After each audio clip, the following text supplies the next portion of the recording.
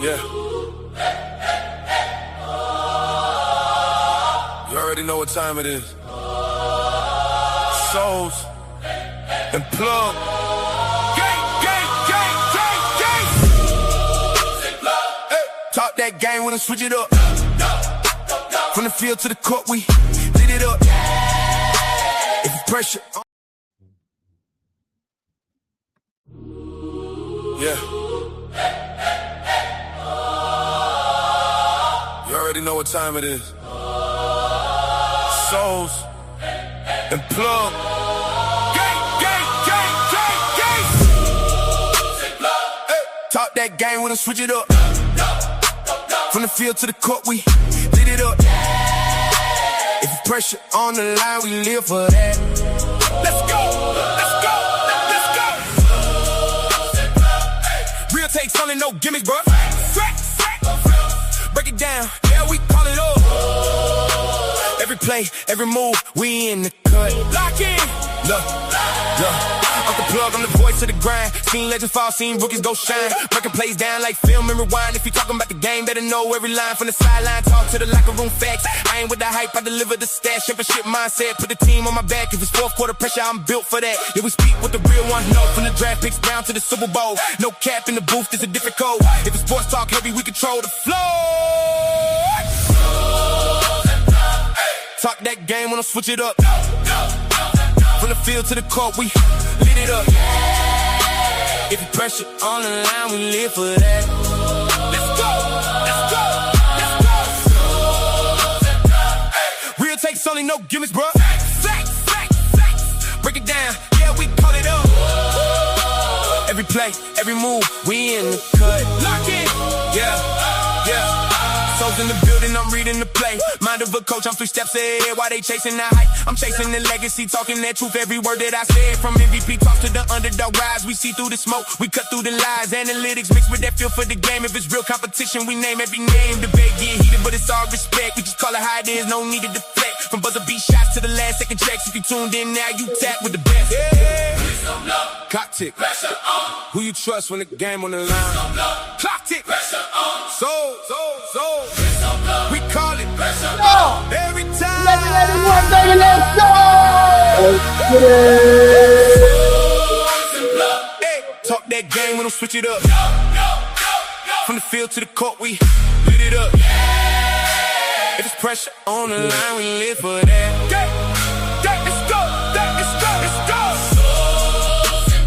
Hey, real takes only, no gimmicks, bro. Facts. Break it down, yeah, we call it up. Every play, every move, we in the cut. Lock it, lock it, lock it. Yeah. Y'all are tapped in. Yeah. You already know what time it is. Souls and plug. I know you want to do it. Fuck it, run it. Talk that game, we done switch it up. From the field to the Let's go, court, y'all. we lit it up. Let them get in the field. Let's rock. Hey, share it with a friend. Best Primetime Sunday sports show on the tube, man. Let's get it. Real takes only, no gimmicks, Let's bro. rock in. Yeah. Break it down, yeah, we call it up. Every play, every move, we in the Listen to the words, man. Listen to how they describe us.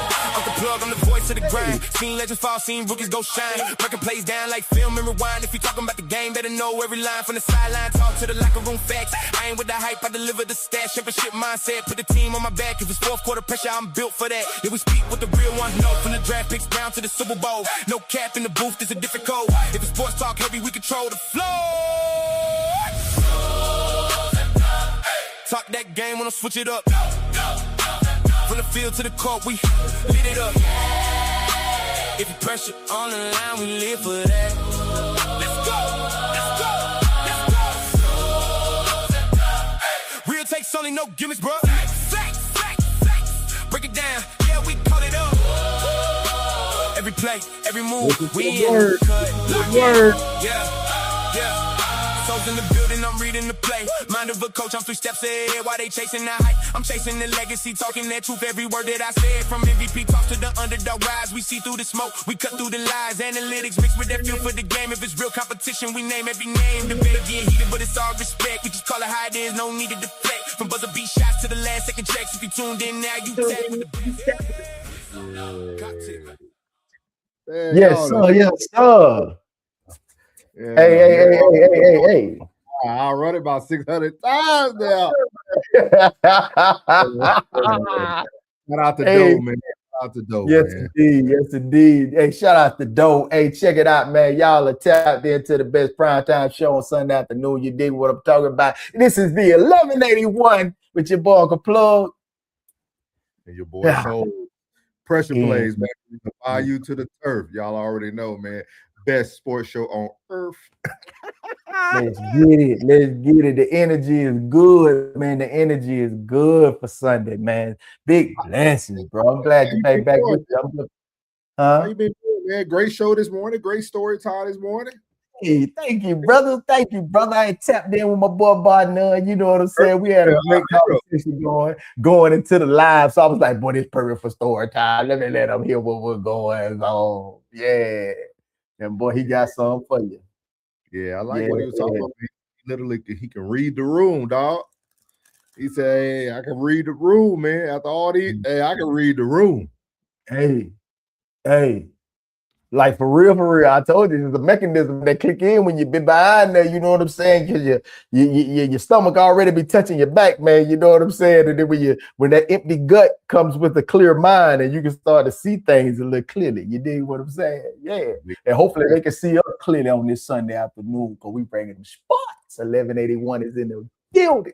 Yes, sir. Yes, sir, man. Shout out to everybody, man. Y'all know again as well, me and Plug do represent the RSC, man, the Raw Society Coalition. We are going live, not live, we're going to have a live show June 6th in Columbus, Georgia. So make sure you don't miss it. We got another Singles and Soulmates events, 90s edition in Columbus, Georgia, June the 6th. So don't miss it.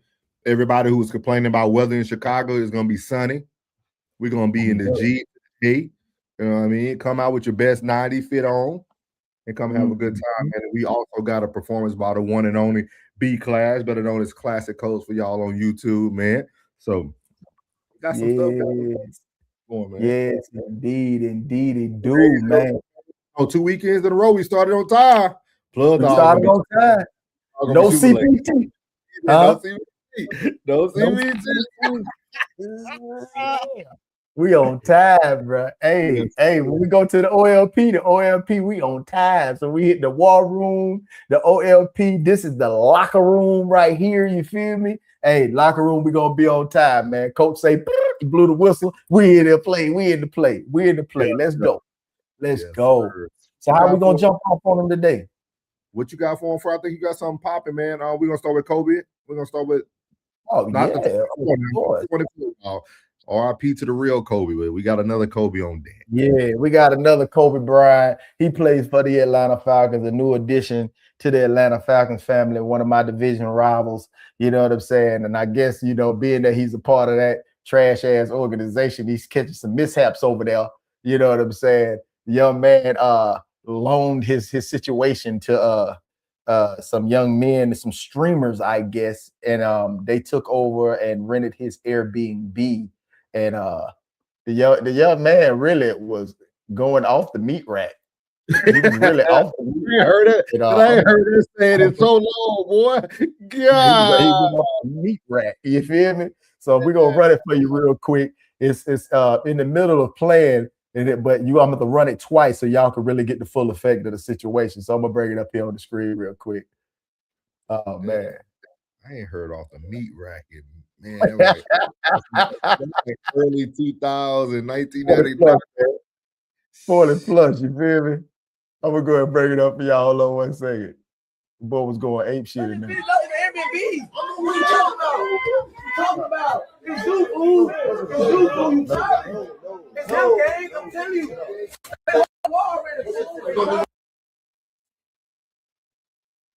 Y'all niggas try. Y'all niggas are childish. You're childish. They don't like you. Oh, my mama asked me. It don't matter. Y'all niggas childish. Y'all niggas childish. Y'all niggas are childish. You're childish. Nigga, I don't like you, fool. I will slap you in my soul. You childish. I don't like you. I don't like you, fool. Stop being childish. I come in. It's y'all two playing. Every time y'all put a fucking hole in the wall and then put $150 in the Airbnb. What you talking about? What you talking about? It's you, fool. It's you, fool. You childish. It's him, gang. I'm telling you.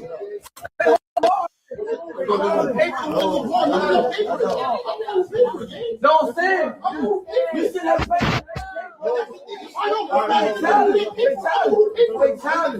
It's childish.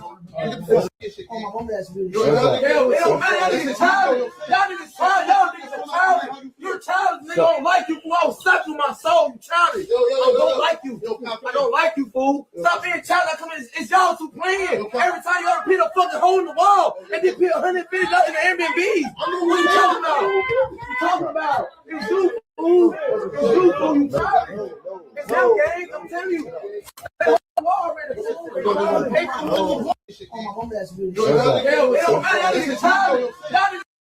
All right.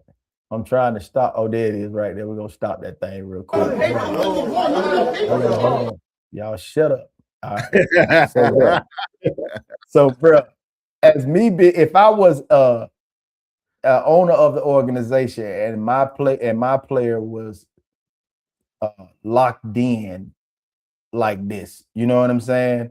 And my player was going through it with some guys that he allowed to come into his Airbnb, and this was his reaction. I wouldn't be shook at all. I'd be like, man, you know, you need to get a project manager. I say, no, you need to get a property manager to handle your situation, get guys that can go over there and handle your situation, you know, because you shouldn't be seen. You shouldn't be seen. I know you want to handle your business, and I'm happy with you handling your business, but at the same time, I don't want you to be seen. Now, this wasn't a good look, but it was okay by me, you know, but definitely you need to get somebody to help run your property. I agree, dog, but shout out to the light-skinned dream that came in, dog. He came in and saved Cobee, dog. Everybody needs one of those guys. You know what I mean? He couldn't save him for everything else that made it already on the film. Yeah. But he was trying to shut it down very quickly once he came into the room. Everybody needed that light-skinned dream like he had, man. Like, shout out to your name. Shout out to you, dog. Yeah, and everybody need one of them. Y'all listen, protect the bag. Yes, sir. Protect the bag at all costs. Protect the bag from himself and protect him from others. Protect the bag. He's the investment. First and foremost, if I'm the friend, I'm taking over that Airbnb. I'm going to be the face that they see. So you're not in the line of fire. I agree with you. I agree with you with that one. I'm trying to look. Let me see how old he is, dog, because that's the only reason I'm giving some slack, because I think sometimes too, you know, we could say he could be more mature about it. No, you know, we could say he shouldn't be wilding out, things of that nature. But I think Cobee Bryant is pretty young, dog. I think he's about 24. He just came out. I think he was out of Kansas. Yeah, he was out of Kansas for sure. Kansas Jayhawks, yeah. Max in the league for sure. Yeah, he was one of the ones to actually get drafted.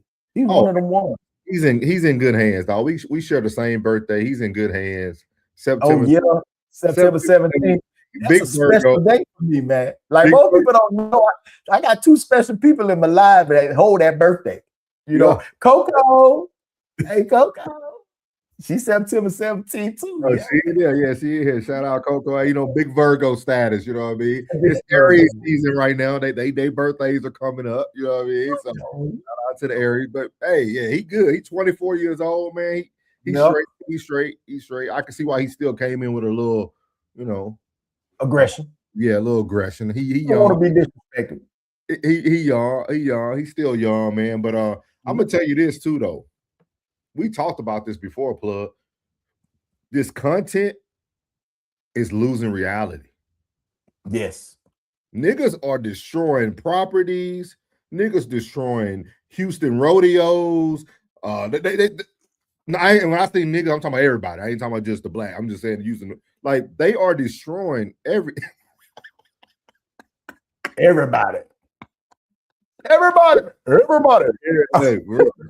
They destroying everything, dog. Y'all gotta be careful, dog. These people paying big money, man. You know, shout out to Cobee, man, for having another set of real estate where he able to Airbnb out. It look like he already spending his money wisely. He has an investment. And he wants an ROI on his investment, dog. He want a return on his investment. So shout out to him, dog. I will say keep the light skin dream behind you. Learn from this, though. Learn from this. I really think we have to start being very strategic about who we lend property to. Yeah, but it's about showing love. It's also he was trying to show some love. You know what I'm saying? These 20-year-olds just need to be more respectful. Like he got to sit down. This is a learning lesson. You know what I'm saying? Because y'all finna pay for this. You know what I'm saying? Y'all finna pay for this. So whatever y'all was screaming, whatever them screaming dollars is, I need that back because y'all finna pay for this. And at the end of the day, real talk, like please respect my property, man. These young boys, y'all are really like, just because y'all getting money, don't necessarily mean you got a golden ticket to any lane you want to jump into just because you got some revenue. Revenue does not equate respect. And being disrespectful will cause somebody to disrespect you back. And sometimes their lives can be lost in this situation. Y'all boys got to think, man. You got to use your noodle sometimes. Just it's trying to get a camera everywhere, plug. It's a camera everywhere, dog. Real, man. That's what. Hey, it was a question that was held. Thomas, what happened when COVID happened? 5G happened. If y'all can recall, 5G happened. Facial recognition happened. Yeah. Check your phones. Every phone got the facial recognition now. To get into your apps, to get into your money, to get into certain. That's big pass keys. Wait the 6G come. Yeah, we're really gonna be dropping bodies. They can't hold. These frequencies are constantly coming through. All right, y'all. Hey, you being watched, bro. Big brother watching. Calm down. That's big facts. So like it is. That's big fact. I didn't even think about that. It was a lot of creation. A lot of they changed up the wiring for the speed of the. That is true. They did set a lot of things into play during COVID. They did, bro. Nobody had your ass in the highs. You sit your ass down somewhere while we handled it, didn't it? Yeah, let's set up all this so y'all. Yeah, we got to run these wires up under the earth so you know they coming from the top and the bottom. They coming. Y'all didn't think. You got to think a little deeper now. Y'all slow down now.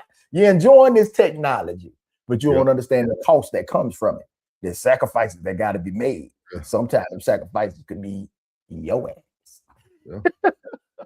And he with Atlanta too, man. So you know he already dealing with the YNs out there in Atlanta. So he played for the Falcons and everything. So shout out to Cobee though, man. I like what you do. Financial literacy. Yeah, financial literacy, dog. You're doing your thing. Keep your friend close by you. He had your best interest in hand. Yeah, most definitely. Let's get this up off of here. And we're gonna move on quickly into the next icebreaker that we have. And it is Ashton Jeanty's slick comments. And my boy Soul said, he seems unbothered. He seems unbothered. Yeah, he seems I'm like, hey, you know what I'm saying? Like he seems unbothered. And hey, we're gonna think about Jeanty. I know Plug pulling it up for y'all. What y'all think about Jeanty? Y'all think he gonna pan out? We should have did a poll before. We gotta start doing polls before these. Yeah, we're gonna do the polls next. Yeah. What y'all think about Ashton Jeanty? Y'all think he gonna pan out or what? Because I have a serious conversation we're gonna talk about today. So this is Ashton Jeanty right here, y'all. All right. Who do I think is better? Mendoza or Ty Simpson? Whoever we draft, that quarterback is better. Whichever quarterback we draft. Who do I think is better? Mendoza or Ty Simpson? Whoever we draft, that quarterback is better. Whichever quarterback we draft. Who do I think is? All right, let's get his ass off of there. Now, if you want to ask who he's referring to his now ex-quarterback, which is Geno Smith, who is now back with the New York Jets, you know they desperate. If they go and get somebody they let go about 10 seasons ago. But he's back with the New York Jets, and now the Raiders. Everyone knows that the Raiders have the #1 pick in the draft, and Fernando Mendoza or Ty Simpson will be the top quarterbacks being drafted. I've been documented in saying so that I hate the way they are throwing these quarterbacks at us, because Ty Simpson wasn't top tier last year. Fernando Mendoza won the national championship. I didn't get to see him all year. I didn't really hear, like, because we was befuddled on who was going to be the Heisman candidate. At the time, there was nothing but two people being mentioned, which was Jeremiah Love and Fernando Mendoza. And we spoke on this and was like, bro, we don't know who is going to be the Heisman Trophy candidate. And when you do that, you mention the best that's in the game. And no one mentioned Ty Simpson at all. Alabama was not like that last year, and him being at the helm was not it at all. So now the combine comes around, and then the first thing they want to do is shoot all these quarterbacks at us, bro. So I got, y'all know y'all on 1181. We're gonna bring y'all stats. You know what I mean? That's one thing. That's one thing we promise. This is the comparison, man. Screenshot comparison of Mendoza versus Simpson. So right from they look very, very similar. Both threw for 3,500. Okay. Mendoza does have 41 touchdowns compared to Ty Simpson's 28. He has 6 interceptions compared to Ty Simpson's 5. Of course, we know Mendoza finished with a championship 16-0. And then also Ty Simpson went 11-4. But then they also talk about just the 41 touchdowns is very elite, very, very elite, and to go undefeated. You know what I mean? But I also tell people, we got to remember, man, Mendoza old. Yeah. Mendoza been in college for a hot minute, dog. I don't think we really think about that. They were saying that the player breakdown, Mendoza is elite, efficient in a control system. They say Simpson has more higher NFL trait ceiling, though. So they said he has a stronger arm. He can throw into tighter windows. They said Mendoza is calmer under pressure, high completion rate, decision making. I told you about it. My prediction, Mendoza is going to be a bust. My prediction. Okay. Now, is he going to translate into the NFL? We won't know until we get there. But I would honestly say, him being 22 years old, when the season starts, he'll be just turning 23. But the level of competition is what I would, even though I would say my personal opinion is that Fernando Mendoza is a better quarterback. He's 6'5", 225, big kid, 236, I'm sorry, big kid. Played against a lot of talent, being that he played down in Miami. He went to high school in Miami, so he played against a lot of studs. But didn't hear anything about him prior to him being at Indiana this year. Ty Simpson, on the other hand, is coming up in the SEC. So he's used to playing against that type of competition. So I kind of understand why the analysts will put him at the helm of being one of the top quarterbacks, being that he did play in the SEC. Fernando Mendoza, their entire schedule was whack. Even the top team that they played in their conference, Penn State, had just lost their head coach. Yeah. And the Big Ten, in my opinion, outside of Ohio State, which they did get into a dogfight with Ohio State, was pretty, not top tier. Not top tier. I wouldn't say mediocre, but not top tier. I would need to hear what these teams are wanting. Are you looking for an immediate impact?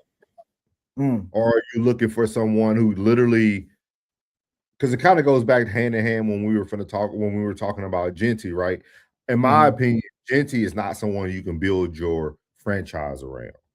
Not Yeah. saying that he's not talented, he just doesn't have the personality that you would want to build around. Right.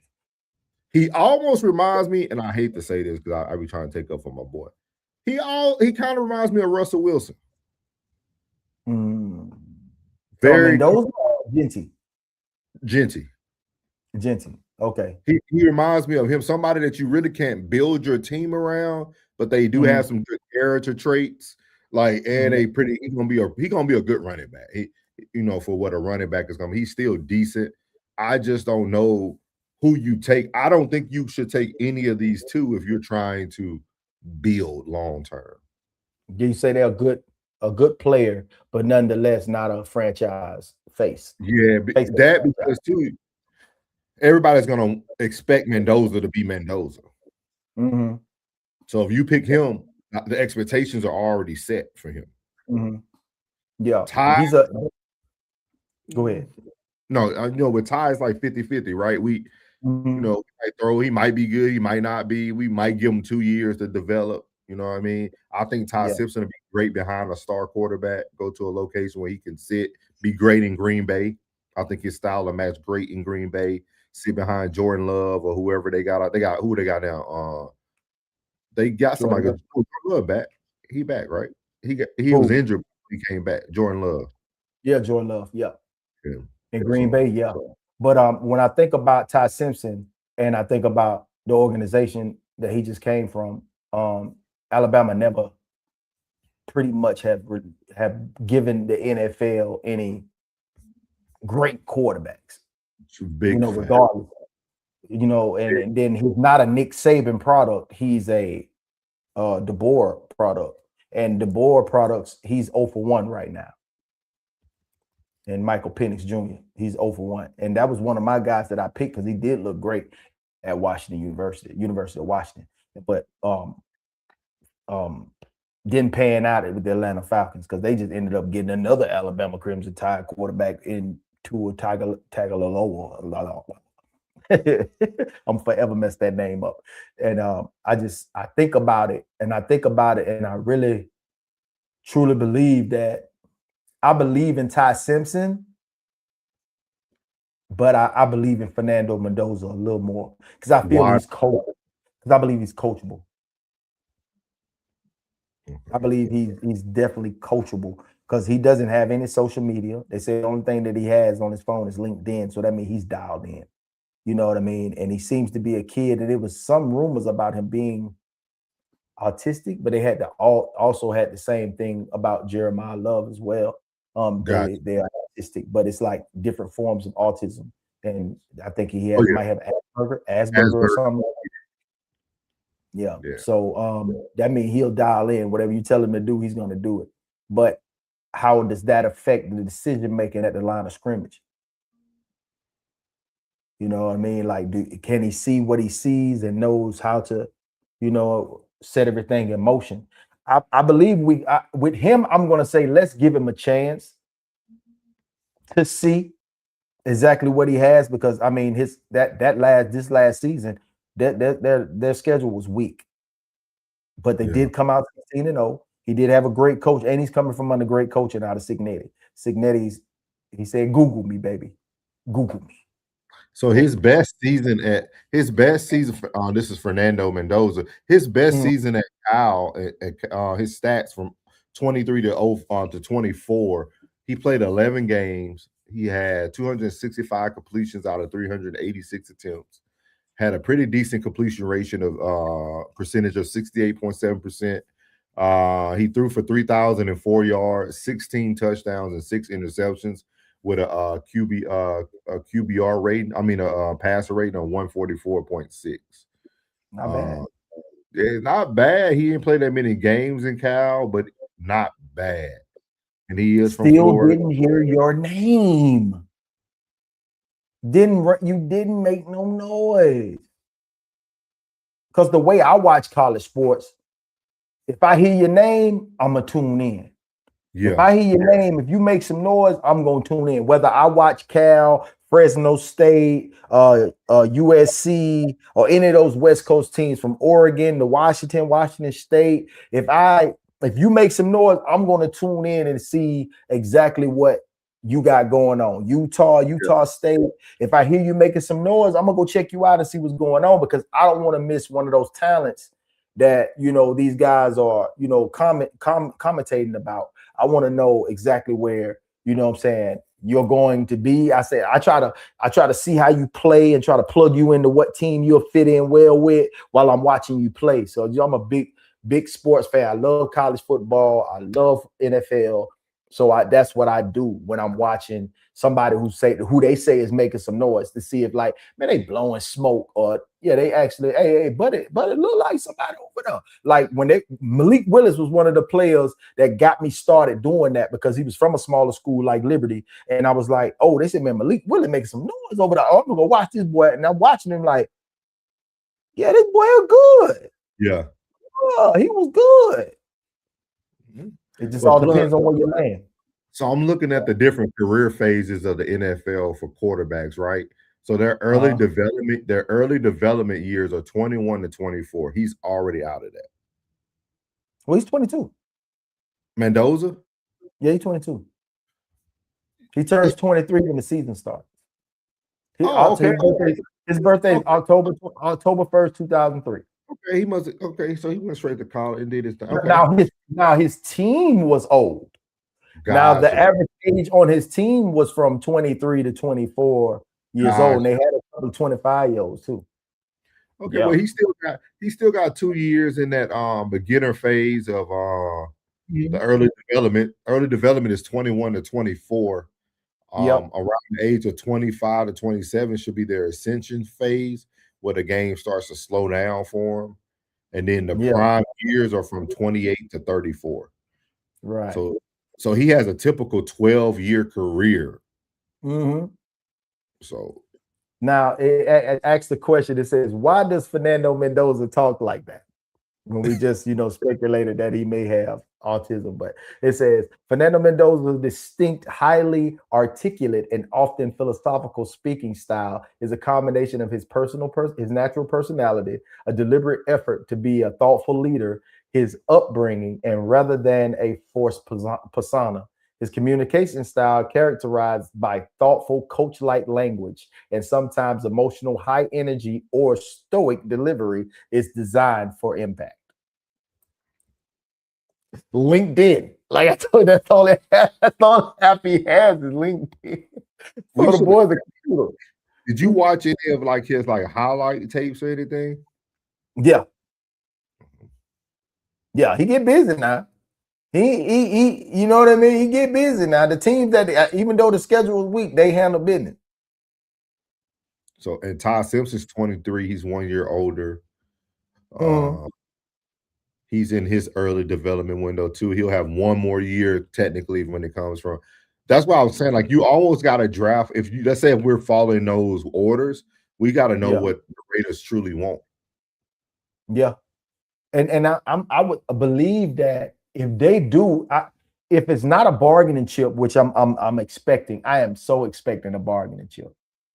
But if it does go through and the Raiders do draft him at number 1, Tom Brady sees something in him.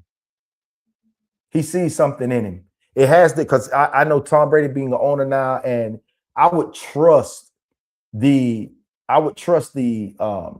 impact of his decision of wanting to draft that kid, because what Tom did when he came to Tampa was got rid of some guys where I was like, what the are you doing? And then he brought in, like, he got rid of guys just to bring in linemen, protection. He was all about protection. Like, he already knew what we needed, protection, and acquiring Leonard Fournette. Like, he knows how to piece things together to what he needs or what the team needs in order to move forward. I think they're going to bring back in, though. Who? Because they're going to be able to bring him in for the low. Henry Ruggs.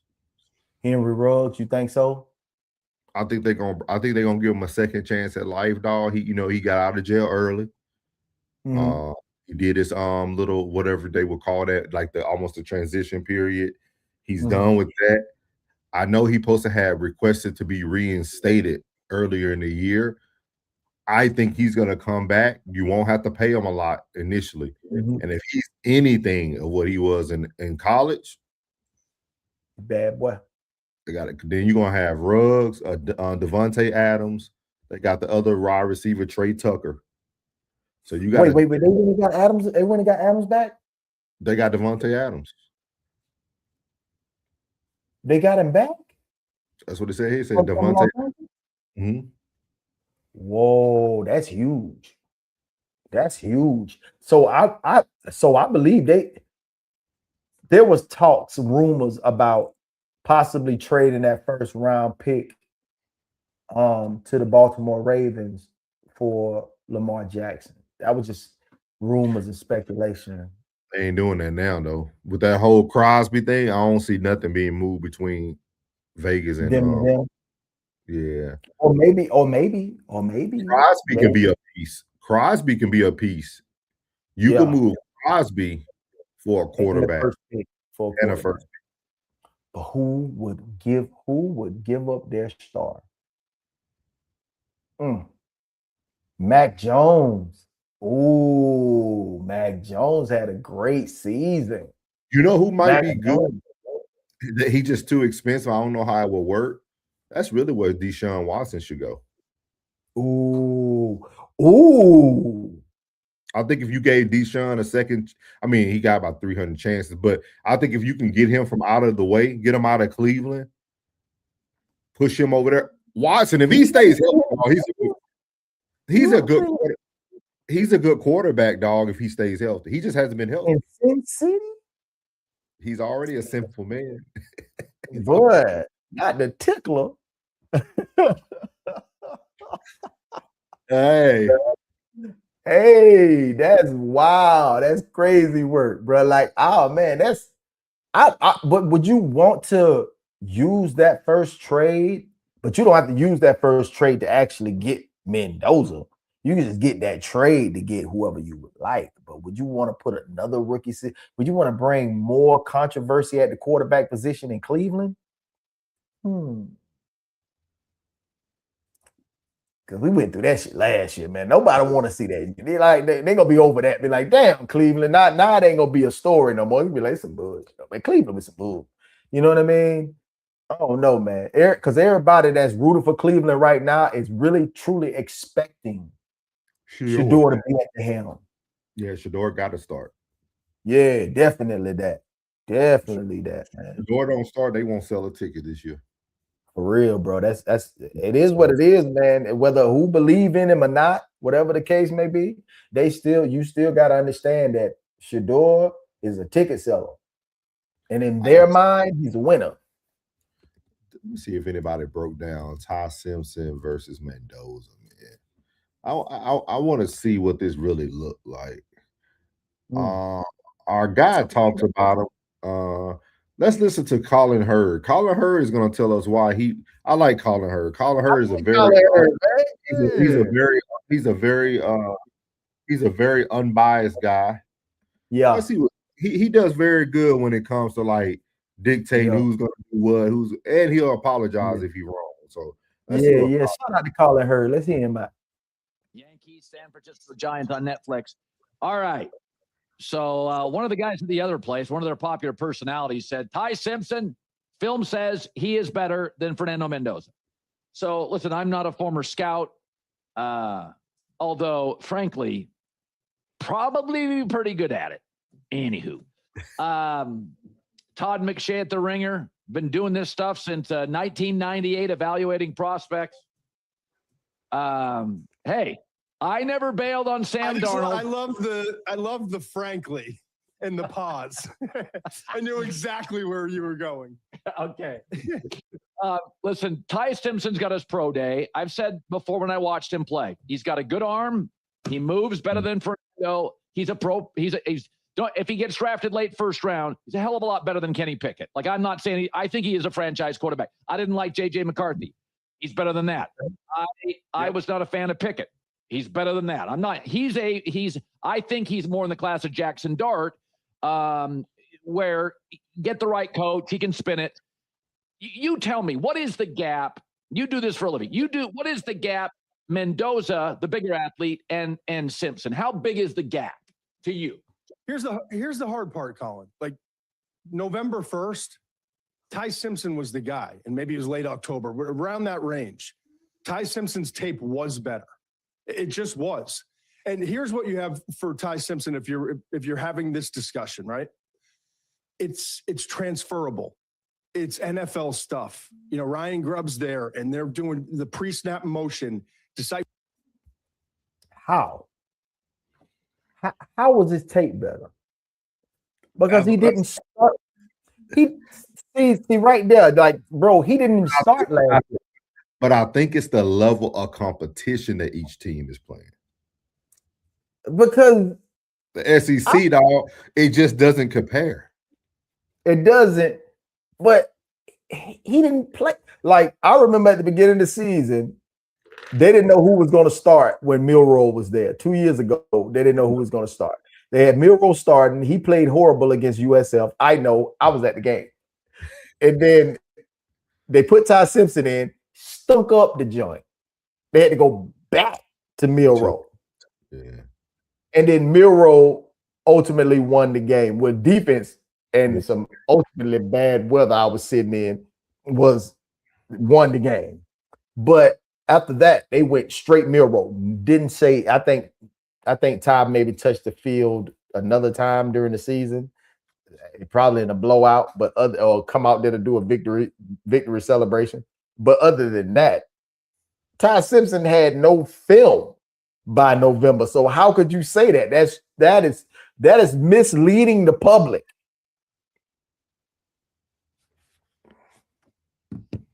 That is misleading the public. That is misleading, bro. That is, and I say that all the time, bro. They always around this time mislead the public. We are not here to do that. We are here to give a comprehensive thought to every thought that's being thunk. Let me okay. Let me see something real quick. Let me let's compare Ty Simpson versus Mendoza last 4 games. We got money in the chat. We're gonna run that song just a second. Shout out to Jen for that. We're gonna definitely run Jen and Juice. So let's compare these stats in the last 4 games. Let's see. Okay. Oh man.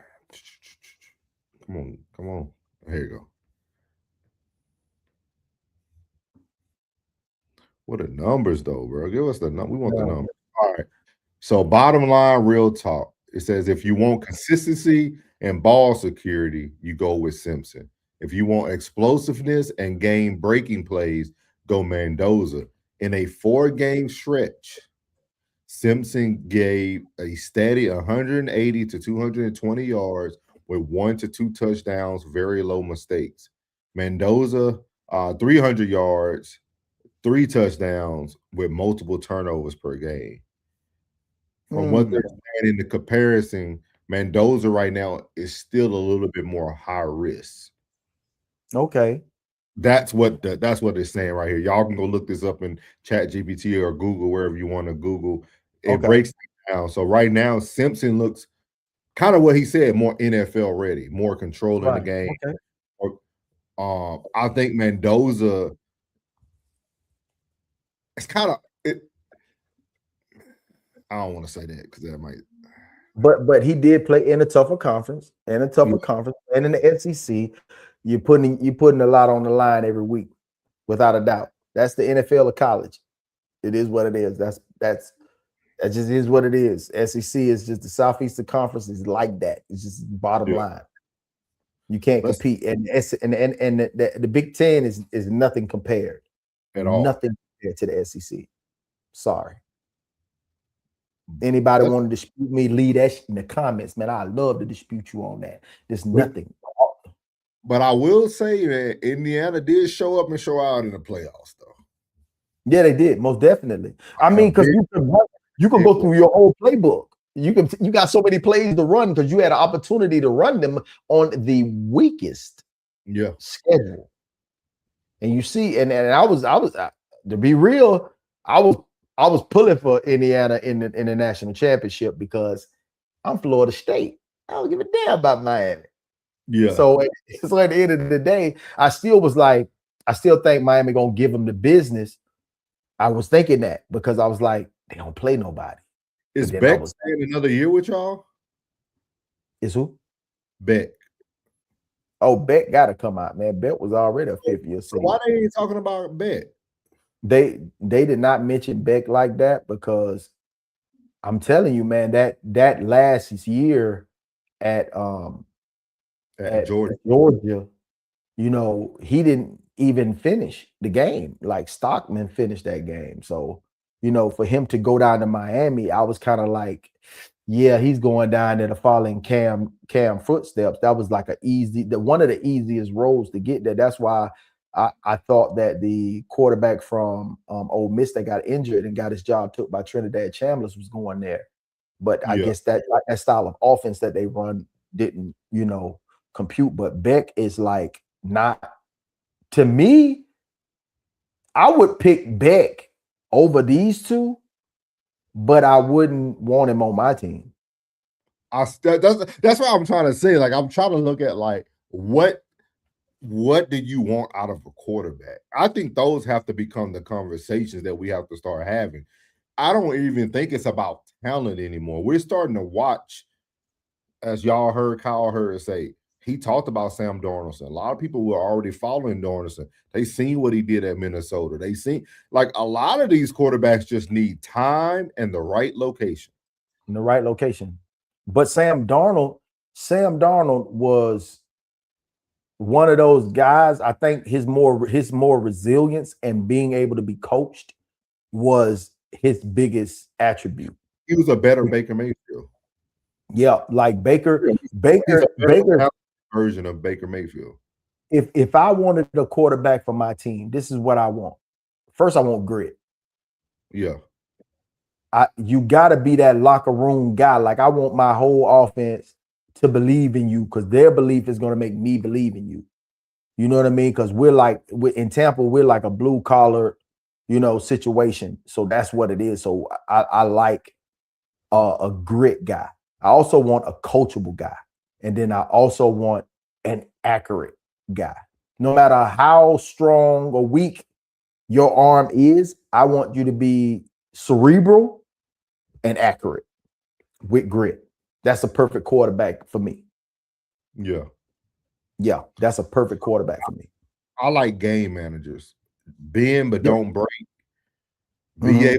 Be able to make the throws that you need to make when the game is on the line. That's why I was such a huge Shador fan.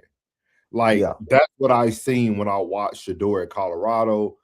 Those games that they won, they got a chance to have the ball in the last seconds. He did his thing. Like, he did it in Cleveland last year. They had the ball. They ran. Like, those are the type of, I don't need you to throw for 300 a game. You ain't got to do that. You could dip and dunk, but I need you when it's time to make the throw. Yeah, you make the throw, dog. Like, you can't miss. You can't miss. I need you to be in pocket, dog, the whole time. So I ask you this question: would you want the quarterback that's composed and show no emotion, or that one that shows the emotion, but still they both get the job done? I like to compose and don't show emotions. You know, it's hard to follow. It's hard to follow when you got, like, because you got to think of the attitudes of the diva wide receivers and the get down and dirty type running backs. If you show no emotion, how can you rally the troops? Like I can see. I don't think Brady showed emotion. I think he was able to amp up the team when. I don't think he. Go have watch his. Psycho Tom? Have you heard of Psycho Tom? Like, on the field, he would be direct and rallying the troops, but on the sideline, that mother was a psychopath. Like to see him in person, I was like to see it on TV, totally different. To see him, like they'll show the spaz and him slam the helmet, but to be there at the field and watch him go up and down the field, get in people's faces like, and then go sit down, and he's at the end of the bench, and everybody be like he would. Like he the dude that'd come in and poke the crowd and make everybody get riled up while he goes down there and study the play, and everybody over there going, "Yo, man, let's go." But you know, like, but you know, he didn't start that until he had to when he got old. Go watch the young Tom Brady that started winning championships. He didn't have to do that, and I think that's what people get like confused with Tom. When you go look at the true Patriot way, Tom Brady, when he had Deion Branch and all them boys, like he didn't have to hype Rodney Harrison up. He didn't have to go hype Teddy Bruschi up. He started developing that mindset when he had to start becoming the leader that had to like literally rally the troops. You see what I mean? Like that's really the issue with sports today. Not to go too far off the top, but that's really what's wrong with sports today. Yeah, your leaders can't even lead anymore because they got to focus on the emotions of everybody. They got to focus on it. Like it's so much focus. You go watch the old champions like Troy Aikman, John Elway. Like you go watch these people that really won games, like Peyton Manning's. They weren't all these boasting, got to get in your face type of people because they already had teammates that already knew how to win. These guys don't know how to win. When the game is on the line, that's one of those attributes you gotta have. Like you gotta be tapped into all 53. Like these whole 52, like you gotta be locked in. Like you gotta know what make them SOBs tick. You gotta know what make them tick, and you gotta know how to make them tick. And then you have to have your like almost an unauthorized sidekick that's going to rap. You know what I'm saying? You give it to everybody, then he goes and follows you up. Yeah. You know what I'm saying? He follows you up. And then it's like, especially if you get a defensive guy like somebody like a Ray Lewis, that's what happens. Like Ray used to, like when the quarterback said what they said or the coach said what they said, he was that second voice to say, yeah, coach said, get out here.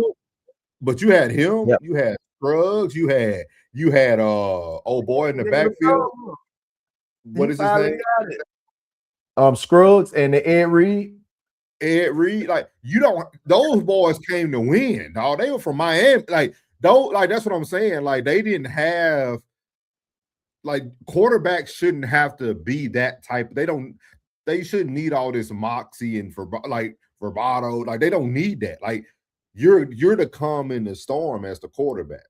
You're even keeled throughout the whole game because your emotions, you shouldn't have, that's what you need a Ray Lewis for. That's what you need a Vontae Davis and like you need them dogs, dog, like to like go rally everybody together. But I understand. Like within that boast and that attitude, and within that confidence or that calmness, you still need to know that I could ride with this dude. Like regardless, you know what I'm saying? Regardless, like I could ride with this dude. Like whether he hyped up, red in the face, or you know what I'm saying, spitting out the mouth while he talking, or he's being calm and collect. It's the same thing. Like that aura, that energy, that demeanor makes you want to go out there and win from him. And it just like, I think Mendoza has it more than Ty Simpson because he couldn't rally the troops to me.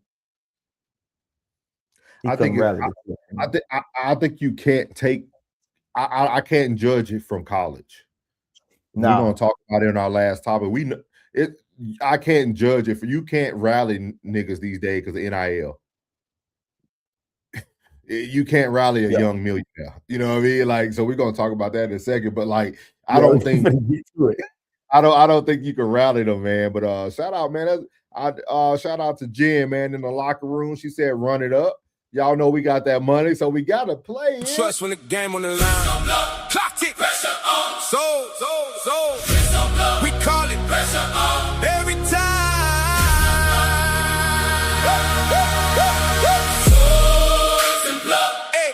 that game, we don't switch it up.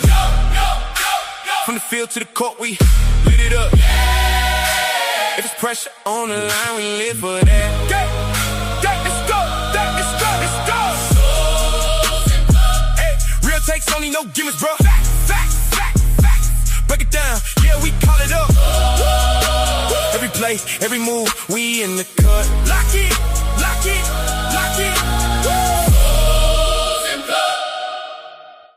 Shout out to Boom, man. Big Boom was in the chat earlier. Shout out to Big Boom, man. Yeah, man.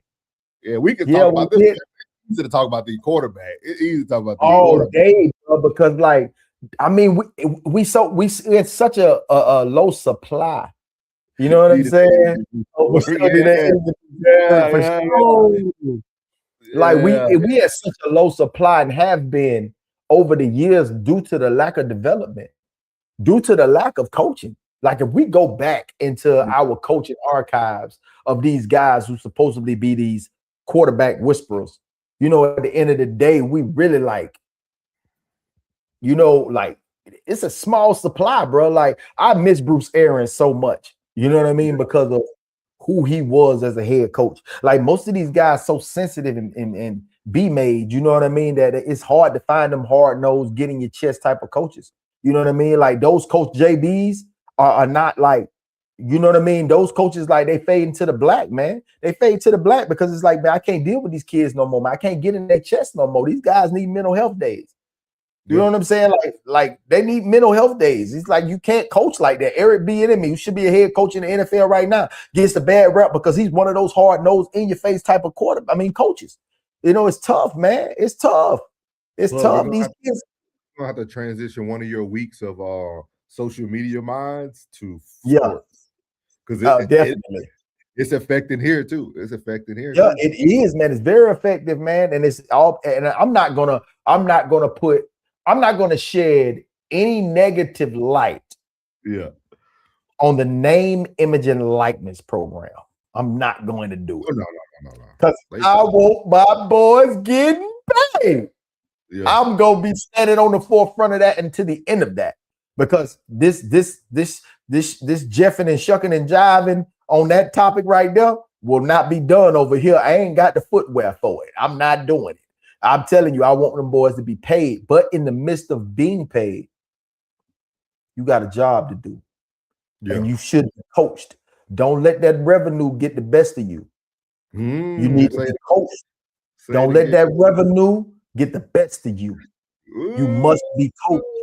Listen to your coach. That does not, just because you got some paper, don't mean you don't need to be listening to this man. This man got your best interests at heart. He's not doing it for your paper. He's already paid. So do what you need to do and listen to your head coach, man, because us as fans, we expect the best out of you, bro. Yeah. And a lot of people who don't care about your well-being, they say, shut up and dribble and shut up and play football. Like, I want you paid. I want you getting the highest amount for you putting your body on the line, your future on the line, your health on the line. And me as a fan, I want you to be fairly compensated for it, overly compensated for it. Yeah. Big shout out, man. Great topic, man. Classic said, I like cocky son of a gun, Joe Burrow vibes. Definitely understand. He said classic codes. Heck yeah. With Moxley. Locker room. What's up, Big Skull? Into D said Peyton would get in their ish on the sideline. He definitely would. Jen said she needed that energy boost. Coco is still in that. Yeah, that music stop. Shout out to Big Boom, you know what I mean? In the building. Yeah. That they need time limits on the transfer portal. I'm not a fan of the current system. I don't think I don't think it's the system anymore. I think it's the owners of the system now. I think that's why Nick Saban got out of the way. He didn't believe in it. And all y'all are seeing is it's not a system, it's coaches who are willing to do anything to win. Yeah. That's all you seeing. And the kids are just being, like he said, hey, you pay to play. Pay to play. It's the coaching. These kids are leaving because of the coaching. like I don't wanna shed no negative light on our brother. You know what I'm saying? But even I have said to you, we gonna get into it. Oh yeah, we're gonna get it. Great segue. Y'all know he was talking about the one and only Primetime. We're gonna show y'all some prime examples today, as y'all seen from the thumbnail. We got Jordan Seaton speaks on Colorado and more today. So this is how we're gonna close off the show with this banger today. This is Matt Macheski. If y'all don't know him, he is one of the he got that Mike Evans. He is one of the Colorado Buffs that won the championship, one of the last to win a championship. He runs an academy called 0 to 60. This man has put over 1,000 some kids into the college and NFL levels at offensive lineman and defensive lineman. So shout out to Matt. He's out in the Colorado area. Coach JB took his down. I didn't see his, so I came over here to 0 to 60 so we can get some feedback from people who are in the system. Also, Matt is also close with Coach Prime, but he speaks very objective. Like, he don't care about their friendship. So, like, here's go Matt and Bailey speaking on what Jordan Seaton had to say. We already got it sped up, so here we go, y'all. Yeah, thank you for finding this too, bro. Former Colorado players who have made some interesting comments about their former program. Now it started, so it started with Ryan Staub down in Knoxville talking about being coached by Josh Heupel and basically saying he's got more coaching in the month there than he ever did at Colorado in the 3 years he was in Boulder. Now some other players have come out. Yeah, but that's another one. You're going to hear them show not just Jordan Seaton. It was another linebacker from Colorado that went to Ohio State in the portal. Mm-hmm. He said the same thing. So said some interesting things. Starting with Jordan Seaton, who was asked about his transition from LSU to Colorado, and this is what he had to say. Take a listen, Matt. I left Colorado. I feel like I was at a good point, but I feel like coming here, the transition from how I eat to how we work out here, is just kind of different. My decision to come here was just based off. It just means more, Coach uses that quote. It's just different here, and I really believe that being here is really just different from how we train to how we work, and the word extra around here. Everybody, we're big on extra because just doing what's required is not enough. When it comes to work, that's what this place is about. Like, you don't come here to do nothing else but work. It means more. Now play Merritt. Go ahead. Play Merritt now too, because honestly, I'm going to say the same thing about both guys. Most likely. All right. So look, former Colorado linebacker, DN, IMG Academy product, London Merritt. He transferred to Ohio State, and he talked about the differences from Ohio State and Colorado, and he highlighted coaching, kind of like Jordan Seaton just did. Take a listen. I just felt like it was just a sign. I'm back here twice, and definitely it was just a lot better than where I was, and facility-wise, coaching-wise, I feel like it was just a better option for me and for me to get into that step to the next level, especially Coach Romp. They just have a history of putting guys into the league, so that's my main objective. So. He highlighted better coaching there. Matt, what do you take away from Seaton's comments, London Merritt's comments, and what does it mean? There's multiple CU players calling out the coaching at their former program. What do you take away from that? Okay, so Seaton's not wrong in saying it's different and it means more. Football means more at LSU in Baton Rouge to that fan base than it does in Boulder, in my opinion. Okay, and that hurts me to say as a Buff, but it's true. And people are going to tell me I'm a hater for that, but come on. Please just step back and listen to what I just said. So it does mean more at LSU. I would say that LSU means more than the Saints. The Buffs don't mean more than the Broncos.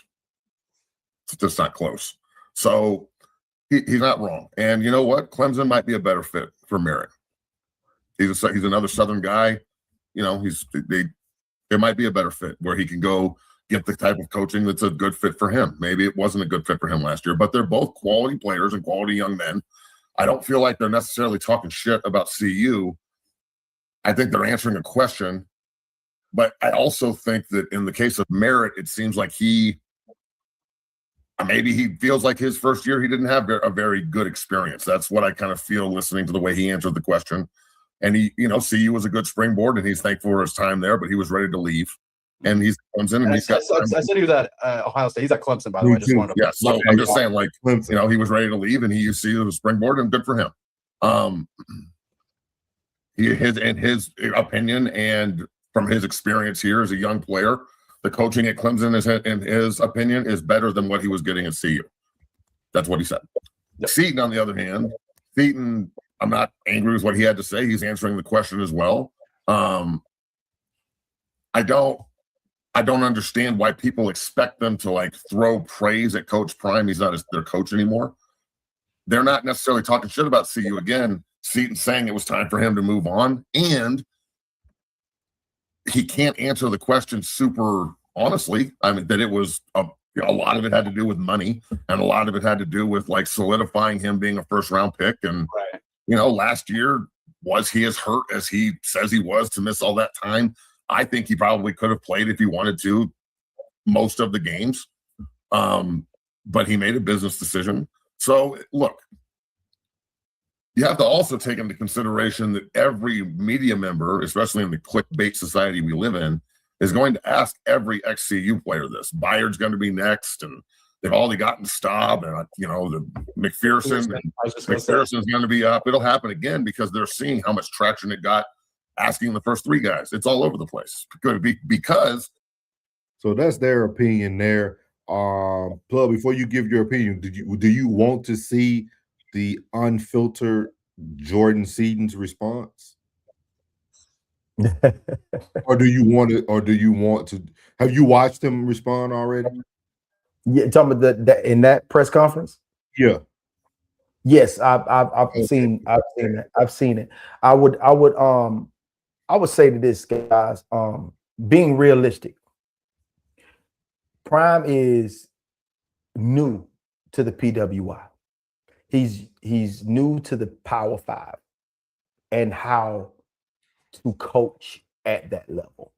I'm not saying he's a good coach, great coach, or bad coach, but he is learning. This is a learning experience. A lot of these guys, even though he's quite older and was a fantastic, phenomenal player, he still needs time to grow, which he's already an older gentleman, and he needs that time because most of these guys who are great coaches now have been into these institutions very early in their career. And so you have to give Coach Prime his time.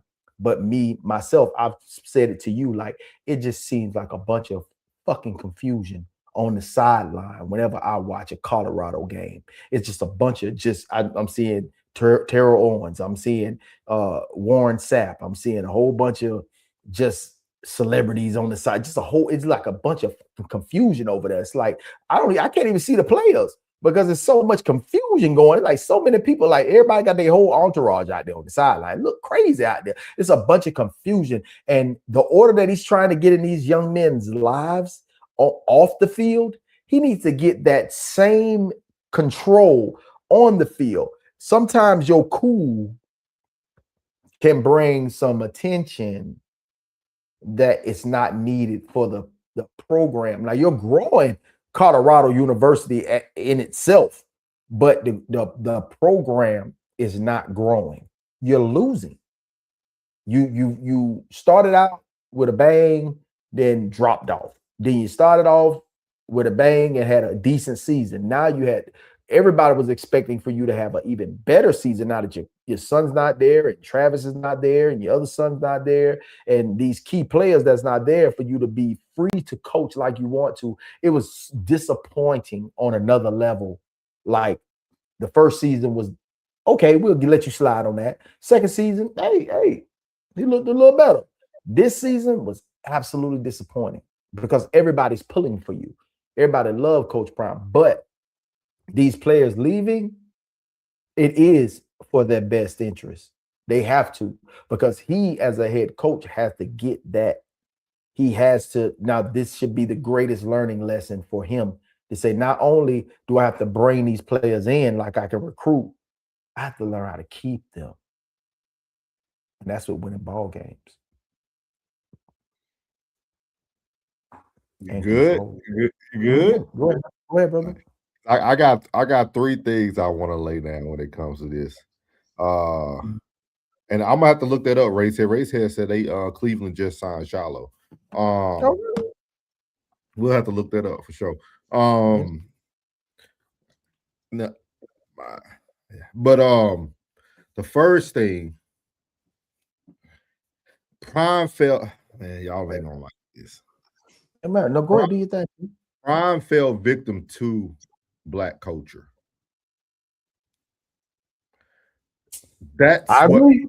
That's what people don't want to say. Prime did a lot of things to try to move the culture forward instead of focusing on the best interests of his children and the other kids that he had to become their coach. All that bringing all these celebrities and trying to give black people coaching jobs like Marshall Falk and Warren Sapp, and everybody's not a coach, guys. That's why a lot of players who don't make it to the NFL become coaches, because they were great coaches. Like, most players aren't good coaches. That's why you're on the field playing the game. So that's the first thing. We have to understand that Prime fell victim to black culture. Not a race thing, not something negative, but he thought he was doing the best thing for the culture. Hey, let me start at an HBCU. They were robbed. I hate to cut you off, but hey, y'all don't get this twisted. This gentleman right here that's speaking right now, when I first met him, when I say the biggest Sanders family supporter, talk to so him. he's speaking his truth. Yeah. So don't get this twisted now. I'm just go ahead and let you know. Now go ahead, brother. Do your thing. Do your thing. I'm sorry to interrupt you. Go ahead, brother. Me and Bucky Jr. talking in the DMs. Me and Bucky Jr. Shout out to Bucky Sanders, man. With that being said, Dion should have focused on what he was trying to do for his sons instead of trying to bring the culture along. He learned a valuable lesson at Jackson State that you can't do nothing for people because you can't change them. They were robbing them. They locker rooms were getting robbed. Jewelry was being. They left Jackson. He still made the most money for Jackson State University ever. And he said that they were stealing the money. He didn't know where the money was going. So that's one thing. And then you move over to Colorado, right? Like Plug said, he grew Colorado. He took a white school that was wealthy and made them more wealthy. That's all he did. They couldn't even pay him. Yeah, the prime effect. The prime effect is real. What he did at Colorado, no other coach will ever do again. Like, period. Like, he was amazing. You know what I mean? But again, he tried to bring people along instead of developing a solid staff. And he tried to help broken white people too. He had one of the worst offensive coordinators ever in the NFL. One of the worst offensive white coordinators in the NFL, dog. He couldn't make it work in the NFL, and he couldn't make it work in college. But he still brought him along. He brought a lot of people along trying to do what was right for the culture. And that's why I always tell people, do what's right for you and not what's right for what you feel is right for the culture. That's number one.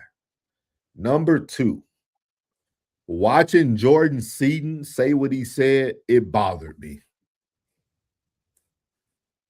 Why? Because I think it's a way you can say things. It's a way to show maturity. This family literally took you in as a son, dog.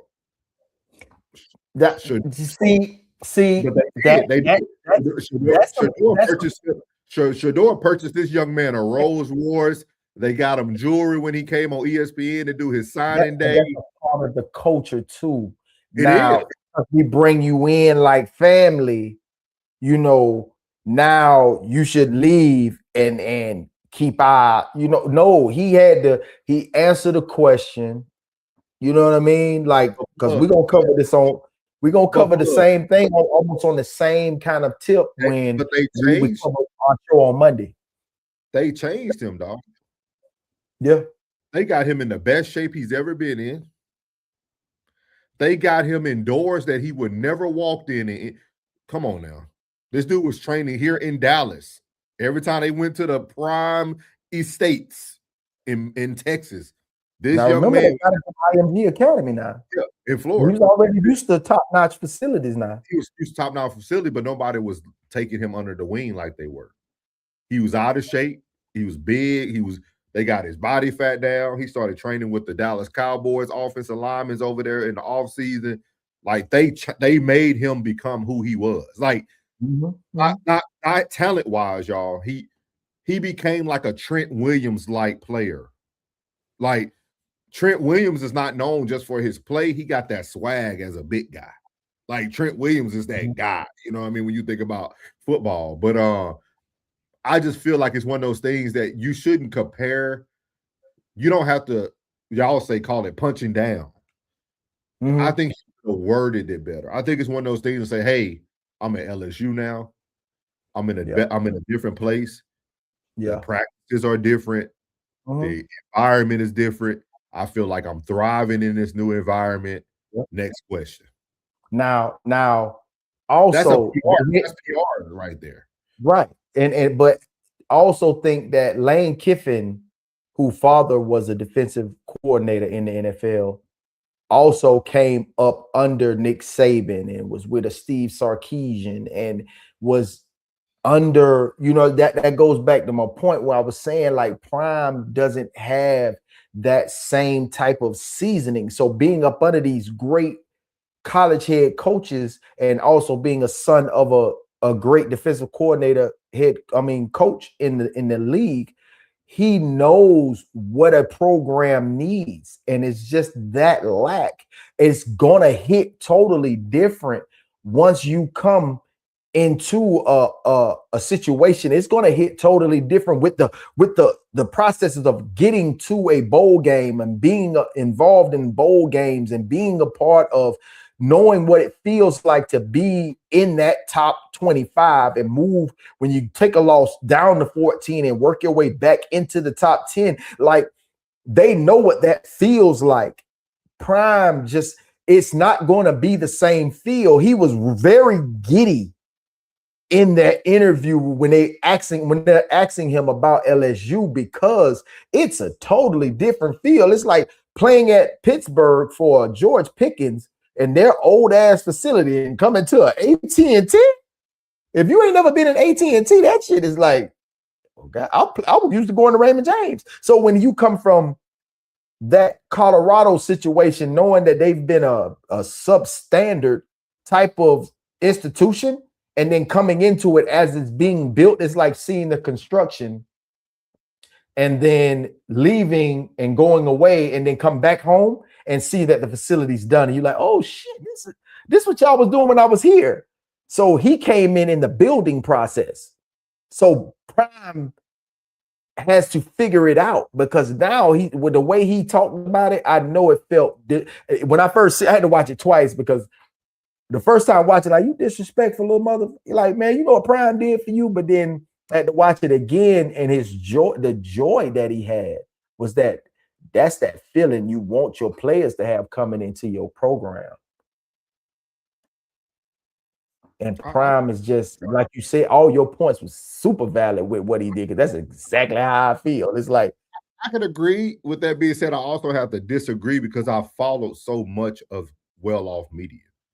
I didn't miss an episode. And like, I think we missed, like, I'm not just looking at the interview. I'm looking at this. I'm looking at he got his hair cut. See, that sounds simple to y'all, but I remember when Coach Prime told all them niggas to get their hair cut off their head. Yeah. But all of a sudden, now you go on to Lane Kiffin. You remember that question? Do the slaves pay better for the slave or the slave master? I'm just throwing out there. I understand everybody who watching this ain't watching it from the eyes that, because I watched it, y'all. Like, I follow. I remember everything you told me, bro. I remember everything. I still watch well-off media to this day. I can tell you everybody who on their new roster now. I'm following the bus until Prime leaves. He owned it now. He owned it. I'm following the bus. So when I start looking at that it's a lot to it. It's like, okay, now you willing to cut your head, you willing to cut those braids off that, because a year ago, Dion also asked Shador to cut his hair too, and asked him why did he man on Nike to have braids on his head. So like, Coach Prime might not be there on a football level, but when it comes to marketing, Dion can market anything. Yeah, you damn right. Dion can market anything. Y'all don't see Dion in those locker rooms when those rappers was in there. Mm-hmm. Y'all didn't see Dion in there. Y'all never seen Dion dancing to anything other than "Must Be the Money" or anything he made with Snoop Dogg. You know what I mean? People, they optics be off. Dion is never around the demonic things that are going on. Yeah. He was allowing his sons to live their life. Yeah. So because if y'all watching now, he won't even let them play music in the weight room no more. They used to play music every day. Mm-hmm. But once his sons left, he didn't want to fight his back and forth with his son. It was going to be hard for TV. So he let them just kind of, all right, Shador need to hear his music so he can go play. Yeah. But so it's a lot to it. And the last thing I want to say, Jordan Seaton should have just said the truth, y'all. I know what you're talking about. Y'all know why Jordan Seaton left? No. Or he got a better opportunity at LSU. Talk about it. No. Boulder would have paid Jordan whatever he wanted. Trust me. That was never an issue. Money, they would have cut him any. Y'all know why he left? They seen what happened to Shador Sanders in the draft. Oh, anybody who's associated with Dion, it's not going to work out well for you. I don't know what he did to people. I don't know if the hatred still steals from him dancing on the star at one. I don't know what it is, but he left. I'm telling that young man, dog, he's 19. Yeah. He turned 18 at Colorado his first year. Think about a 19-year-old thinking like, dog, I just watched one of the best college quarterbacks drop from the first round to day 2 to the 5th round. I got to go. Yeah. I got to go because if I continue to stay associated, trust me, Lane Kiffin sold that, dog. Hey, Jason, what he called? Jordan, you're a great player. You're a great talent. You are a top 5 draft pick, son. Mm-hmm. But if you stay around those Sander boys, you will drop to the 5th round. Because you know what they're going to use? You know what the commentators are going to use against you? You played in Boulder. You played no competition. You played no top defensive. You come to LSU, you just got to be mediocre this year. And you're going to be a top draft pick. It's an easy sell. I'm not giving you not one damn pushback on nothing you said, bro. Like you hit it on the head. That's what I would rather him say, like, because I got to watch Jordan Seaton macerate, what they call it, is it what it's called with somebody, their maceration? Maceration, yeah. Maceration. So, like, I got to watch that. I got to watch a goofy 17-year-old boy on ESPN from IMG Academy who was nervous, didn't want to leave home from Baltimore, was going to sign with Maryland, ended up going to Colorado. Shador, Bucket, the whole Sanders family took him under his wing, took him down to Miami, started training with him and Cam Ward. And all. Like, they literally kept him tight. They courted him. Yeah. And you know what? The craziest thing today, and I want to see if the chat gonna give me any pushback about this. Yeah. Sometimes the less courting is better.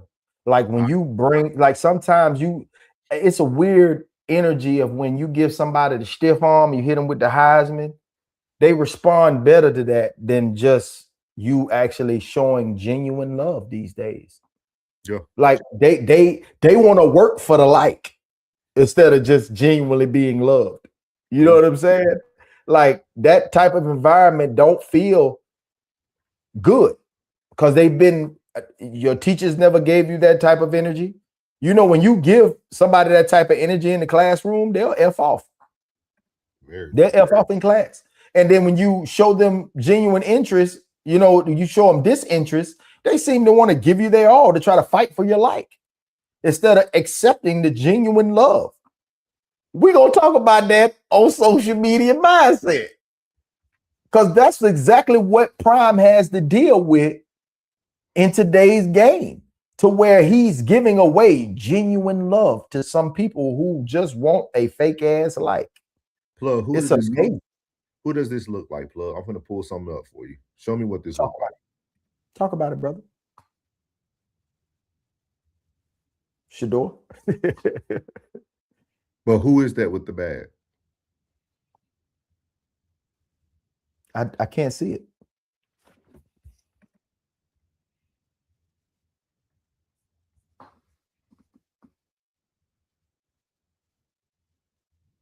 Is that Jello? Man, that's Jordan Seaton. He looks slim as shit. Yeah, but look at him. With a Who does he look? But who does he look like? He look like Shador. Who carries that same bag in a different color? Shador. See what I mean? Like, this stuff it don't take a rocket science, dog. Like, this stuff is way deeper than what the surface look at. I know a lot of people like to put it on football, but dog, you was literally created by the Sanders family. But you know, sometimes but if you think about it, you know what I'm saying, when we get into the bread and butter of everything, we got to also understand that at some point the way we look at certain things don't necessarily mean that it translates into great ball play, bro. Because like, I mean, last year, bro, we man had two supposed to be exceptional guys behind center, Juju and the other guy, and it didn't work out, bro. It was horrible this year. This was possibly the worst season that Colorado Buffaloes have had since he's been at the helm. Like, this was the exact time, if not to get off the ship now or never. Like, that's bad, bro. We had 3 quarterback changes and it happens in 4 games. Of the 10 games, the 4 games, the quarterback changed 3 times. That's crazy work. Like, there's no stability, especially your quarterback. I mean, what can the offensive line do? And what can the defense do when your quarterback play is being juggled? Like some balls that's crazy. Offensive coordinator. Somebody he was trying to help because he was friends with him from the NFL. Yeah, man, that's crazy work, bro. That's crazy work, man. But much love to Coach Prime, man. Hey, North Fort Myers, man, Lee County, man. You know, much love, Dion. Man, you know, it's a Florida State alum. You know what I mean? Whether you want to claim it or not, we still claim you good. Number 2. You know what I'm saying? So, hey, man, much love to the Sanders and the Sanders family, man. Shador, you know what I mean? Like, I hope you can prove me wrong, man. I said what I said, but I'm still rooting for you. I'm rooting for you to prove me wrong, bro. And he won't be anything but a 5. He can't get above a 500. He'll be a 500 coach. It just ain't like it's like. Well, they set him up for failure. I said it before, and I say it again. They set him up for failure. Everybody wanted to disagree with me, but I say they set him up for failure. They didn't think that he would make a turnaround like he did into the Power 5, but they knew that this was a different level. They didn't want to leave him in HBCU to where he would take recruits. He would dominate and look great at that lower level, taking recruits from different schools. They didn't want that to happen. So they gave him that opportunity only to set him up. I mean, I'm glad he turned them lemons into lemonade with no sugar. You know what I'm saying? Some lemonade with no sugar. Because he got to really stop with the outside publicity and really focus in on his craft. And you around that guy doing Aflac commercials, man, you got to lock in with him and follow his game plan. It's like you want to be your own man, but everybody has somebody to teach them the game. And it's that time that you locked in and really learn that game from, you know, be a student of the coaching game, so you can give them. But also, you got to think about it. I don't know if you remember that. I did like a reaction to it early in the year, but Coach JB had a dude on the show. Coach Sanders has standards That's why he will never have a winning program. It has nothing to do with he doesn't let them wear flip-flops to class. He doesn't like they have to dress a certain like they have to wear their socks pulled up. Like kids don't want structure. They want the money and they want to be able to play freely, dog. And with that structure, that's why Nick Saban left. That's why people like Bill Belichick couldn't succeed in North Carolina. Those people like that, old heads, they got the structure and know how the system works, and they know if you buy in, we can win.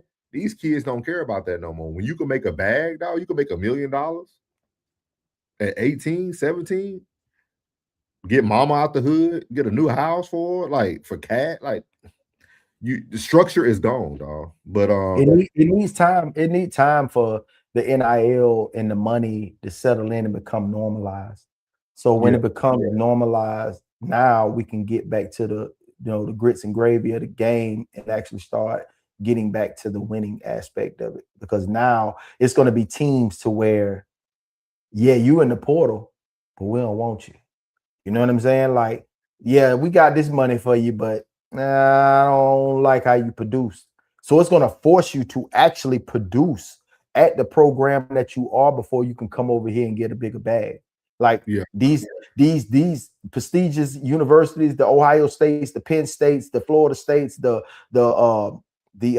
LSUs, the Ole Misses, the Tennessees, to start locking their doors. Be like, you ain't getting no revenue, my baby, until you come and show me that you bout that action. You know what I mean? Like, because we not just gonna keep paying for you guys just to come over here for one season and then dazzle our crowds and raise our ticket prices just for you to, come over and get a bag and then leave next season. Because now we start looking for longevity now. It's time for us to start looking for guys that want to be a part of our program. Like our initial recruits, that's who we want. That's who we're looking at. And now we're trying to develop players and give our fans more. Now they're trying to maneuver within the NIL, pleasing these players. And now the tables will turn soon enough and be like, hey, you got to please us now before you can get this bag. I want to shout out to everybody in the chat, man. We can't read everything, but In Too Deep said, I don't think Lane Kiffin's not a good coach, y'all. Lane Kiffin is a new age blue chips. Y'all ever seen that movie? Talking about Nick Nolte? He's a new age blue chips. If you film that movie right now, Lane Kiffin will be perfect for it. A man that has no morals, dog, dating younger girls from like y'all got to go look at, like, I ain't trying to bash the man, but like Lane Kiffin will go as low as he needs to go to win. He's been doing that since he was on the Nick Saban, when he went to USC. Like every time he gets out on his own, that boy go wild. Mm-hmm. You know what I mean? Like, and like every program he done went to, I gotta give to him. They win because they gonna let the players wild out. They gonna do what they want. Mm-hmm. I can't wait. I'm definitely going. I think this is where the buck stops. I think that if he stay at Ole Miss, they offering something that LSU can't. But now being at LSU, you're gonna have to go by them standards. You have no choice, because Death Valley at night, you lose one of them games, you will be out on the next flight like Brian Kelly. Out of there. This nigga they got Tootsie at receiver. They got the rapper Tootsie. Like Lane Kiffin, all about clicks and checks. But he is good. I seen him work out. Everybody look good before you get on that field. Yeah, we gonna see. You're the best drill master in the world. You could drill. That'll box your ass off. Hey, shoot. So man, yeah. I'm telling y'all. Yeah, man. Ray said we did play the game, bro. I played at a high school level. I ain't played no further than a high school level, bro. And I was. Yeah, I went like that. I ain't gonna even lie to you. I went like that. I'm still a student of the game, though. I'm still you know what I'm saying? I'm still a very lover of the game. I love high school, I love college, and I love the pros. Yeah. I love the game, man. I definitely love the game, man. I love it. I'm gonna tell y'all this, especially if any of y'all got kids and things of this nature. these talks that me and Plug are gonna have throughout sports and stuff is very vital. Because the NIL won't be around for long. So I want y'all to know that this is not something that's gonna stay here. I'll give it another 3 to 4 years. The NIL will be gone. I disagree. I don't think it's going to be around. I think it's going to go back to the hidden boosters that we always had, that everybody was getting paid anyway. But I don't see it staying around. I think that the portal is going to be revised. The portal is going to be revised, but the NIL that is not going anywhere because name, image, and I can see a simpler version. Let me say it that way. how about that? Okay, or revised on the portal. You'll have to be signed by like Nike or Adidas or you might get those things, but you won't see guys coming in with the bag. And Racehead said why. The reason why Racehead, what you think? The integrity of the game, and then you making all these black folks millionaires. That financial freedom that these guys have and changing lives and all that, you know, like the powers that be, you know, we say they, you know who they are. And but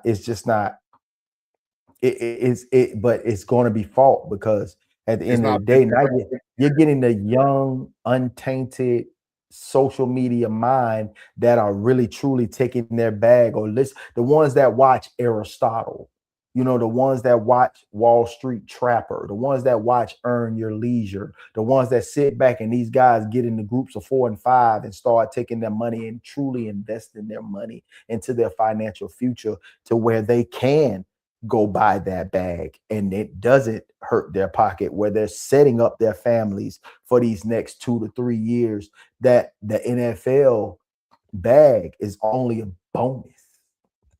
These guys are learning about trust. These guys are learning about LLCing themselves, trademarking this and doing that, and all the information that are given to the modern day slave. You have an intelligent modern day slave.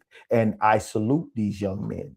Now I need for y'all to bring the passion back for the game on top of getting revenue. This year, guys, go look at the stats. This year, Racehead and Miles, this year, dog, was the highest number of confirmed retirements of NFL players under the age of 30.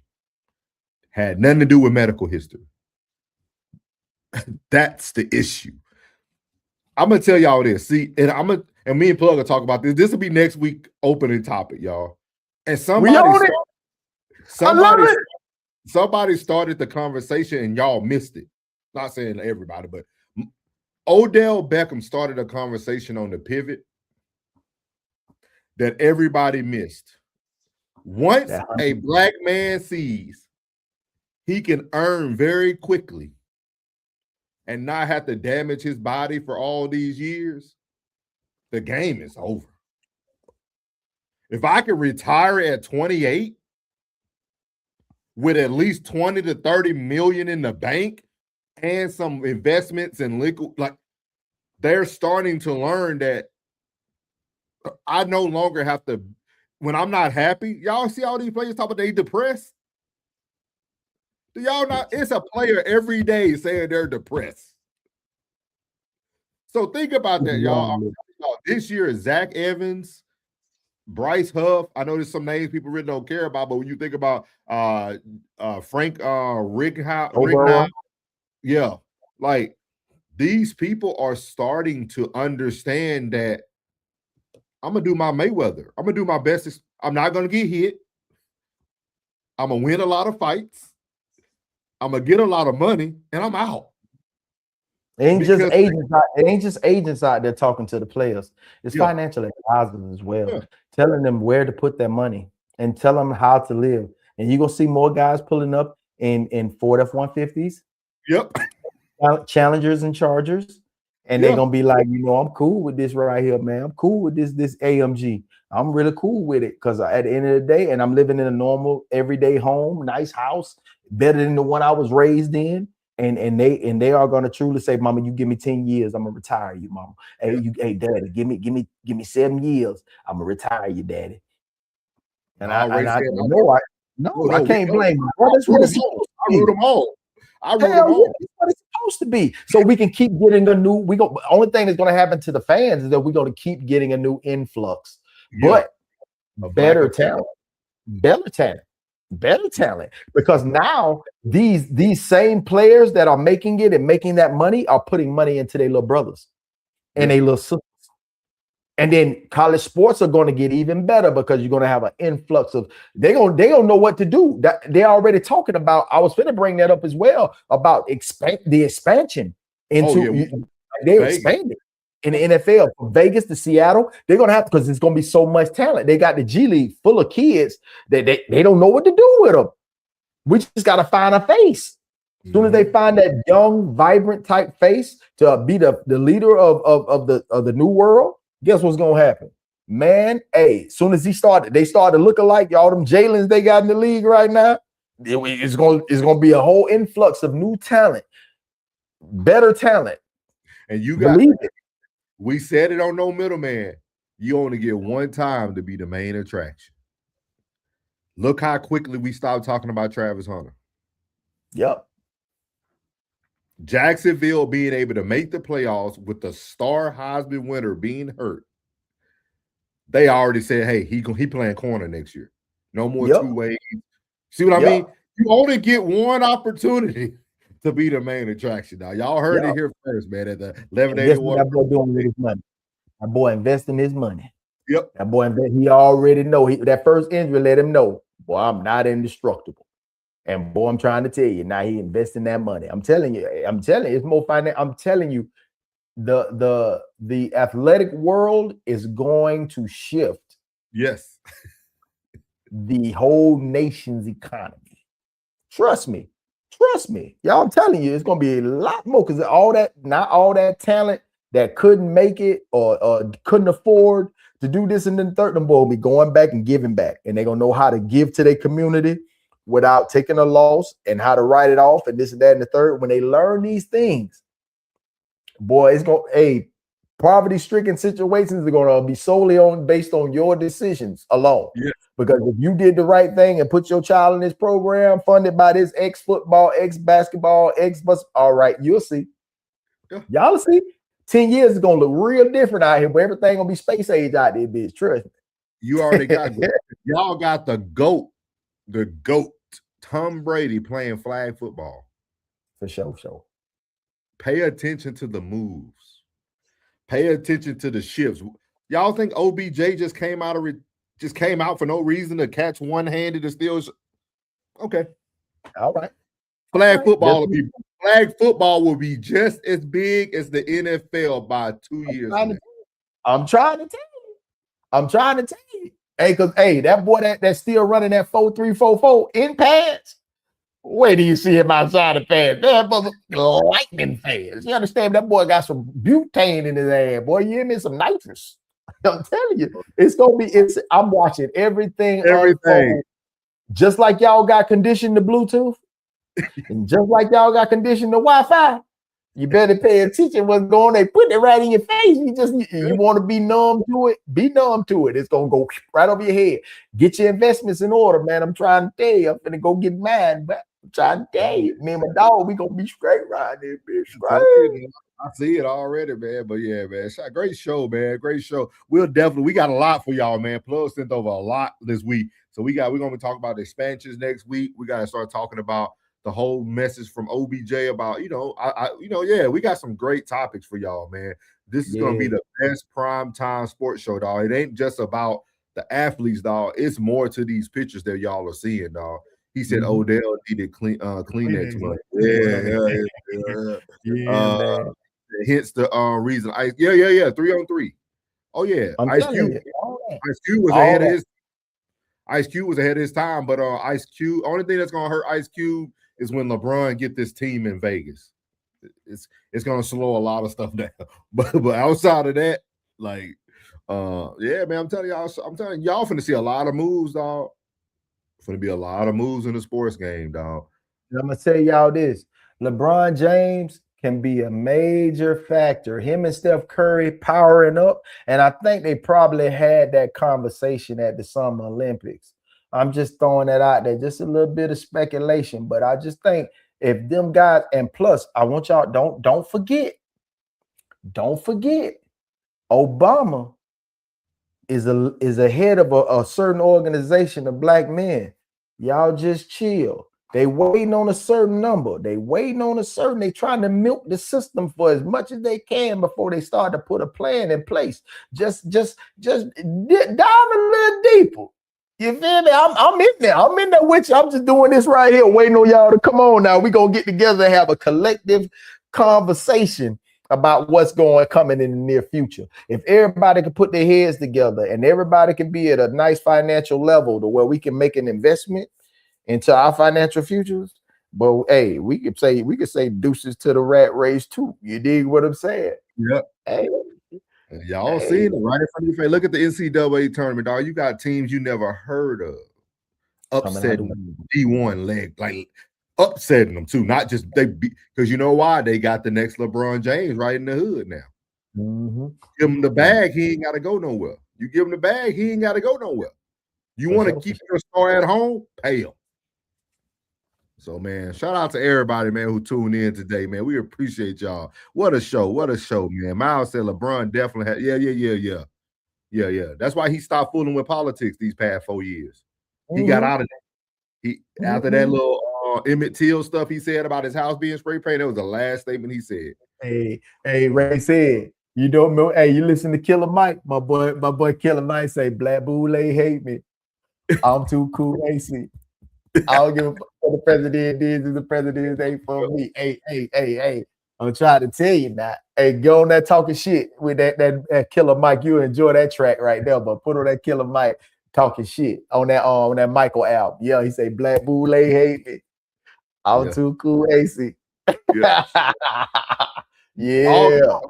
Killer Mike said the exact same thing that Jay-Z thought he said that was prolific. What's that? That wealth is rooted in reality. Yeah, wealth is rooted in reality, man. Killer Mike been in that. Mike. Shout out to Killer Mike in his podcast conversation. Yeah, good one. Yeah, conversate. Yeah, man. Man, much love, souls, man. I appreciate you, bro, man. I enjoyed it. I enjoy this one right here, man. You know I'm active, man. When I'm in your chat, boy, when I'm in your text, he's like that boy sending them over there, but I'm at work. I watched it. I'm stupid at him, bro, because I love this, man. I would just, certain things got to be in order for me to get my mind right, man. And my mind right now. You know what I'm saying? They say don't go to war unless you got your money right. Now I got my money right. Now I won't war. Killer Mike got the Grammys. Yep. Mm-hmm. It was all part of the plan. But yeah, man, we appreciate y'all, man. Y'all will I'm gonna talk with Plug. We might be bringing y'all Sunday service, or we might be putting something up. We got some other things. Me and Plug are talking in the background. We appreciate everybody today, man, that tuned in to the greatest Sunday primetime sports show, man. 1181 Pressure Plays from the Bayou to the Turf, man. Y'all already know who it is, Uncle Plug and the one and only Souls, man. We appreciate y'all, man. What a day, man. What a day, man. We got so much to bring y'all, man. It's deeper than sports, man. It's deeper than sports. We got to get to that Cam Newton status. Cam up next, but we right behind him, dog. We're gonna be right behind him. One time for the one time. But we got to give shout out to the content creator that we actually watch. Marcellus Wiley, 4th and 1 with Cam Newton, man. You know what I'm saying? Nightcap. Hey, I'm gonna tell y'all, and I'm gonna say this, and it's gonna be a little controversial, but I'm gonna say this about Tiger. Tiger a dope fiend. We'll talk about him. We'll bring him. We'll bring him on the. Yeah, he'll be a perfect man with the. Yeah. I got you, man. Hey, like my boy In Too Deep said, please click that notification bell so you don't miss future lives. It's free. And love y'all, man. Appreciate y'all for tapping in with 1181. I am Uncle Plug. And I am Souls, man. This is 1181 Pressure Plays from the Bayou to the Turf. Best sports show on earth. Thank you, Locker Room. Thank you, Locker Room. Yeah. You already know what time it is. Souls and plug.